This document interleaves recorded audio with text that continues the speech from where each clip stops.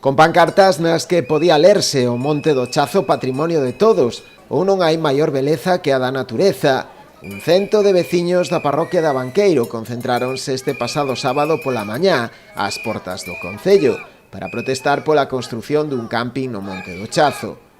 A deste sábado non é a primeira movilización que levan a cabo. Xa fixeron outro acto de protesta o pasado 1 de xullo na zona en cuestión na que pretende realizarse o proxecto.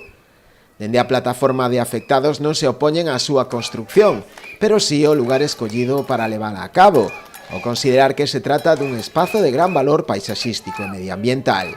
A par da concentración continúan tamén coa campaña de recollida de sinaturas en contra do proxecto, na que xa levan recollidas máis de 4.000 firmas.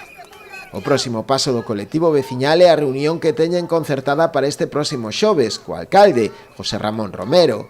Ali intentarán recadar máis información sobre o proxecto, sobre o que din hai bastante escurantismo, e trasladarlle tamén ao rexedor o seu malestar por toda esta situación, tratando de recadar o seu apoio para a causa.